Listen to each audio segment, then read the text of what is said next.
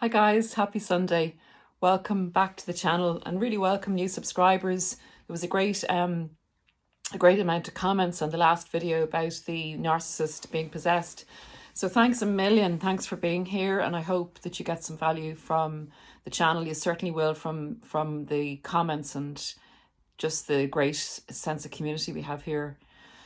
So guys, last night I was just watching some videos, as we do on YouTube, and I came across a video that David Demars had up, and it was kind of a video, if you can say, for fun, like for people that are kind of past the excruciating part of the pain in relation to the narcissist, and just kind of trying to bring a bit of light-hearted humour into a very dark subject. But so David was going over different comments that the narcissist traditionally would make, and he just read out a list of about 100, things they come out with. Now, normal people can come out with them as well, but it's just a kind of a continuum that they're on, that they come out with these comments a lot. So he kind of said, can you write down in the comments section, guys, what, the thing the narcissist would have said to you repeatedly. And it really made me reflect and think back. So I started commenting, and I wrote down a few comments that the narcissist had made to me. But one really stood out for me, and it's inspired this video. Because towards the end of the relationship, or at the discard stage, now this comment was interspersed every now and again, but not very often, in throughout the 2-year period that I actually lived with the narcissist. So the comment was, if only you hadn't been so obsessed with my ex. And this comment itself was actually probably the reason that was being put forward. If you'd go, I went through a few emails and stuff, and it was the main reoccurring theme that was the reason for the discard that he put forward, which wasn't the reason for the discard at all. The reason for the discard was, I'll go into it in another video. But anyway, that was the main theme that was running through the discard phase. And it was the comment itself was a total misrepresentation of the actual truth. It was a total distortion of the truth. So I was going to do this video about that comment, if you can bear with me, and if you find anything that might resonate with you, please leave it down in the comments. I would be fascinated on this one. So the theme of the video really in relation to this comment is triangulation. And I'm going to share some of my own experience, as I said, in this video. A few subscribers have asked me, could I put more of my own experience into the videos? So to the people that asked me, here's a video with some of my personal experience in it. So initially, in a relationship that the narcissist transaction ship or situation ship that we get into with the narcissists, they often, as we know, present as the victim. And they are usually a victim. They can be a victim of circumstance, that comes into it as well, but they're usually a victim of their ex, and probably a few of their exes, but usually they'll highlight the most recent ex. Now, the problem with this is that their ex could have been another narcissist, or could have been a codependent, or could have been normal, unusual to get a super empath, but also could have been. So it's hard for us to make an assessment of the person if we have any involvement with them until time has passed. Because as we know, when the narcissist maybe leaves us or whatever, or discards us, it can set off a chain of reactions if they block you and stuff, where you go looking for answers and it appears that you're chasing them, or it appears that you're crazy. So a normal person can appear to be what the narcissist says. They can appear to be crazy, unhinged, vicious. They can appear to be different things that they're actually not.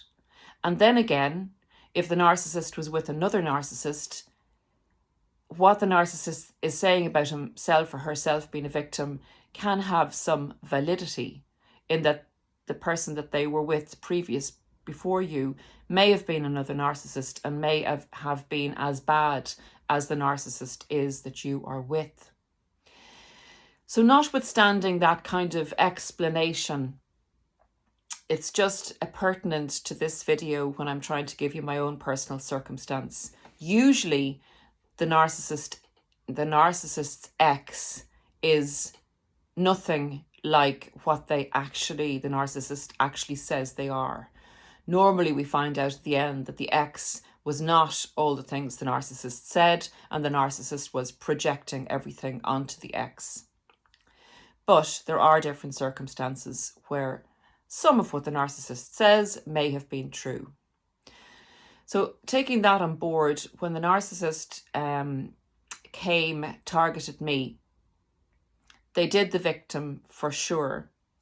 They appeared to be taking responsibility and actually use that word sometimes. They will use it and say, you know, I have to take responsibility for what I've been through. And that can totally throw you off guard, because it presents a person, you know, this person has reflected on the past and really seems to be a good, clean living person, and they seem to be taking responsibility for their lives. It's just a covert game of the false mask, the mask management, basically. But they come to you as the victim, and they often portray their ex as being evil, the spawn of the devil, someone who is cruel, basically has all the bad traits that anyone could ever have on this earth. And they present themselves as the victim, and part of the ensnarement of you is you agreeing subconsciously to help them out of that situation. And that, again, is another red flag. When someone comes from a situation like that, although it can be authentic that the last person that they were with, you know, wasn't great, was maybe a narcissist or whatever, the thing about it is that if it's extreme and the person presents as a real victim and they're going on and on and on about how bad that other person was, that is a red flag, because that's not a person who's healed or a person who is healthy. Anyway, this is the way the narcissist ensnared me. And throughout the relationship, this person was hugely involved herself in our relationship. So there's never just the two of you in a narcissistic intimate relationship. There's always at least one other person. They will triangulate you with family and kids and animals. They triangulate you with anything that moves or even doesn't move. But the intimate relationship with a narcissist is never just the two of you. So initially, you know, this narcissist presents as a victim who has had this evil person as his last partner. And you go in with the hope that you're going to help this person that you're falling in love with distance themselves from the person who they described as evil and destructive. And then you kind of feel, this is my experience, that you're going to resolve this, you're going to get over this, and you're going to be just the two of you together, you know, growing together and making a good life for yourself. However, this is not their trajectory. This is the opposite of what they want. They don't want peace. They want the stimulus of this other person that they're triangulating you with. And there's a few reasons for this. They feel extremely insecure, and narcissists can't self-regulate that feeling that you love them because of who they are and that they have power and control over you. They can't just accept that you love them.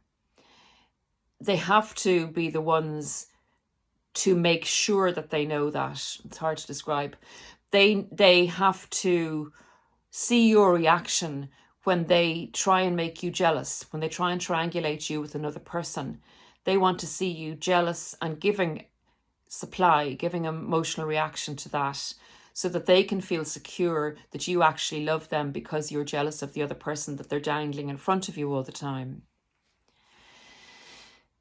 So that's one reason that they do it. The other reason is to control you, in that you will work harder to be with them, to have their approval, to let them know that you are totally loyal to them, and that they pit you against the other person so that you fight their battles for them. They will actually, there's two ways they can triangulate you: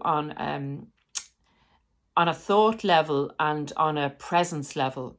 So they can actually, usually in the start of the relationship, they can introduce this person.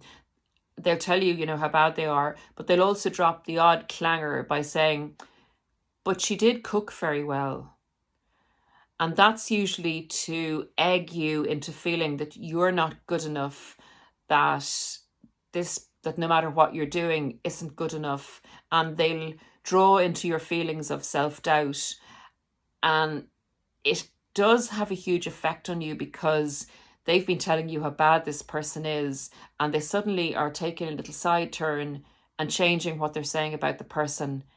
But they'll overcome it again by putting something bad in. But it's like they're keeping you in a state of chaos. They're really involving you with this other person. They won't let this other person go. And it's very disturbing, because you can't go on a path with them where you feel you're making progress, you feel they're healing and you're helping. That's not the case. Anytime you get a little bit forward, they'll pull you back with something like, actually, it wasn't as bad as I was saying it was. And you're just kind of, what? Where am I? What the hell is going on here? So if you have the complication that the ex is also a narcissist, they're also enjoying the triangulation of you. They're also enjoying the emotional reaction that they're getting by involving themselves in your relationship. And in my circumstance, the involvement was horrendous and frequent and awful. It even got to the extent where the ex-narcissist called the police to our house and said we were starving the children when the narcissist 2 children were with us, that we were starving one of the children. It was mind-blowing stuff. And when you're in it, you don't realize how bad it is. But when you get out of it, guys, I'm sure you found this, and you look back and you go, all that drama and chaos and manipulation and three-way conversations and bringing other people into your relationship, at least they're the ones that you knew about, and continually throwing this other person in your face. And even though you wouldn't have had the trait of jealousy, that it would be very low down on your bad traits, the fact that someone's pushing something at you all the time, it brings feelings like that up, right? I'm pleased to say that I dealt with it in a logical way, because genuinely I'm not a jealous person. But I got to the stage then, towards the end of the relationship, when something drops, the penny drops for you, and you kind of realize this is a bit odd. We're not making any progress in developing healthy boundaries with this other person. They're constantly in our lives. And then you realize that the narcissist is actually, as you back off from the situation, as you realize that you being involved in the situation isn't healthy either, and you take a stand and think, well, I'll leave them to it. Let them work it out themselves. This is something they need to work out themselves. And you even tell the narcissist that is not helpful to the narcissist. That's not what the narcissist wants. So I do remember towards the end, the narcissist saying, oh, look, I've got an email here from my ex and she mentions you in it. And she says that you're the cause of this and that. I said, I don't want to hear any more. He said, do you want to see it? And I said, no, I don't. Thank you.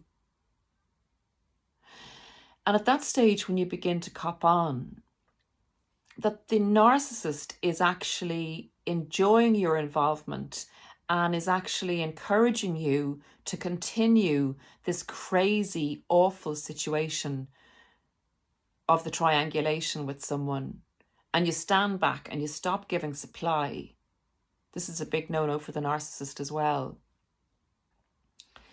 So with that being said, it was really, really unusual to have the discard come and then the reason given for the discard, or one of the reasons. Now, the discard was about me establishing boundaries, and it was about financial boundaries and not giving as much supply to the narcissist, going naturally grey rock, even though I didn't know anything about narcissism at the time.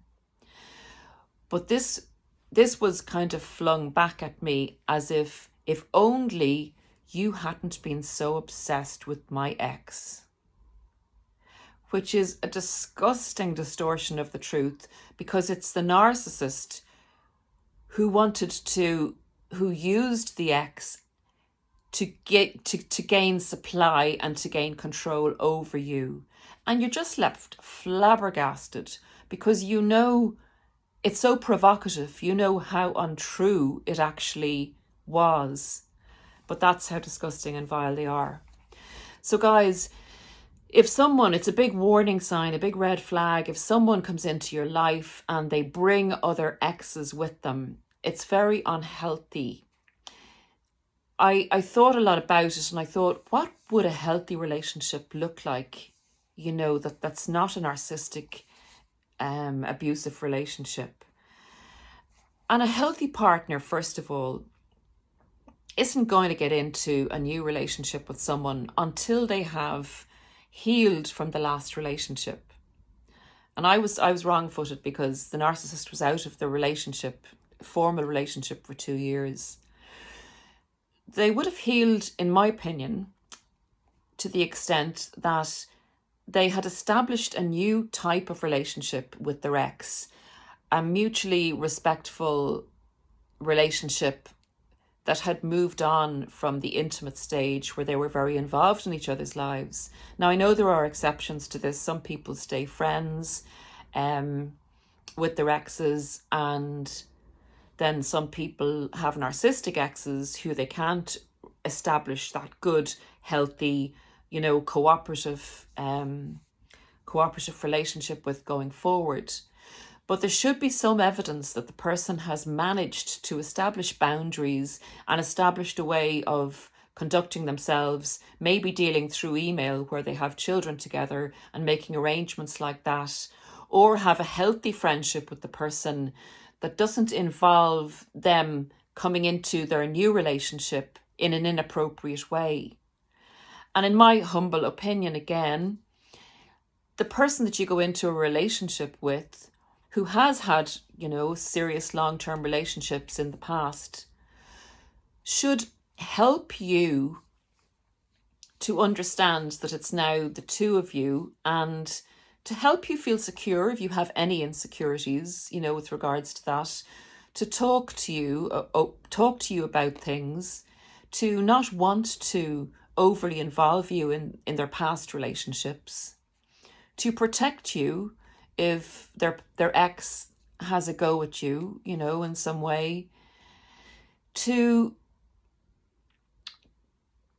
make it clear that you're their priority now in relation to, you know, an intimate relationship setting, and to seem to be at peace with the past, in that they are healthy enough to have a relationship with you where they've dealt with the past issues, and if the past issues are ongoing, that they're dealing with them in a healthy way. You know, that they're dealing with things through a solicitor if they still need to be in contact with the ex because of children. They're dealing through email if the ex is abusive or wants to be too much a part of your new relationship. So guys, these narcissists will say amazing things to us at the end of relationships to make us feel that it's our fault. That's another huge reason for saying something like, if only you hadn't been so obsessed with my ex. In other words, we could have had a great relationship, and it's all your fault that we're not having a relationship, and you have problems because, you know, you're jealous and you're this and you're that. They at the time they come to the relationship with you, they've painted the ex as black and you're white. You know, with their black and white thinking, that they can't have two people in the same position being white, and there's no grey area. They can't see their ex in the past for their good points and their bad points and all the things that go on in between. So when they're devaluing you, you're becoming not white. You're not grey now, but you're just becoming not white. They're about to flip the coin and paint you black and paint the ex white, or paint whoever they're going to white. You'll often find with the ex, particularly if they were a narcissist, that they will go back to them as the forever supply or as the transitional supply before they go on to another person, before they again paint the ex black, and the new supply after the transitional supply would be painted white. But there's only one person in the intimate relationship that can have the white flag. That's how crazy they are. So basically that's it. They come out with these humdinger statements that will probably implant in your mind. A statement like that says so much more than just one sentence. It says so much more than it actually is. It's a real distortion of reality. It's the narcissist's illusion. It's the narcissist's not wanting to accept any accountability for anything. And usually, if a narcissist makes a statement like that, it's usually the exact opposite of the truth, and it's usually a projection. So guys, I hope that's helped. If you have any things that the narcissist used to say to you, I have a load more. I'm sure you do too. Like, you never listen to me. If only you listened to me. And everybody says about you. And there's so many more. They're usually about a lack of accountability and usually about blame shifting. So I hope you found this video of some interest, and if it resonated with you guys, let me know. I love hearing your stories. Hope everyone is okay out there today. And if you're in a huge amount of pain, I would just say to you, take one step at a time. Learning about narcissistic abuse is a fantastic way to aid healing. Look after yourselves. If you like the content, hit the like button now and subscribe if you're not subscribed if you want to hear any more. Thanks, guys. Have a blessed day, and I will see you again very, very soon.